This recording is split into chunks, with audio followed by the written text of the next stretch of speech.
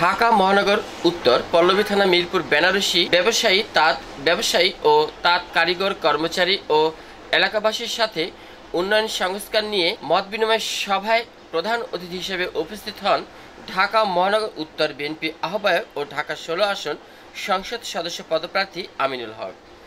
বিশেষ অতিথি হিসেবে উপস্থিত ছিলেন ঢাকা মহানগর উত্তর বিএনপি যুগ্ম আহ্বায়ক মাহবুব আলম মন্টু এবং বিশেষ অতিথি হিসেবে উপস্থিত ছিলেন ঢাকা মহানগর উত্তর বিএনপি সদস্য ও 2 নং ওয়ার্ড সাবেক কাউন্সিলর সাজ্জাদ হোসেন মোল্লা এবং বিশেষ অতিথি হিসেবে উপস্থিত ছিলেন পল্লবী থানা বিএনপি আহ্বায়ক মোহাম্মদ কামাল হোসেন খান।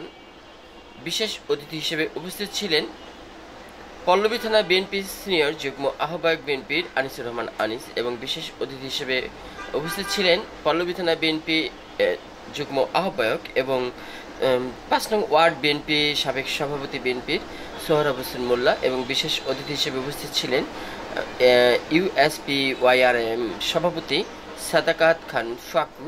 বিশেষ অতিথি হিসেবে উপস্থিত ছিলেন বেনারসি পল্লী বিশিষ্ট ব্যবসায়ী এবং সমাজসেবক শামীম আকরাম, পল্লবী থানা শ্রমিক দল সভাপতি বশির। অনুষ্ঠানটি সভাপতিত্ব করেন কলিম উদ্দিন, সভাপতি বেনারসি ব্যবসায়ী সমিতি, এবং অনুষ্ঠানটির সঞ্চালনায় ছিলেন বেনারসি ব্যবসায়ী সমিতির সম্মানিত সাধারণ সম্পাদক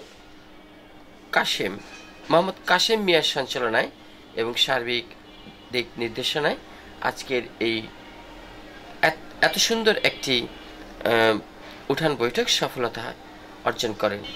প্রিয় দর্শক, পুরো অনুষ্ঠান জুড়ে থাকবেন আমাদের সাথে। আমি ছিলাম আপনাদের সাথে শাহ আলম সম্রাট, রিপোর্টার MCB টিভি।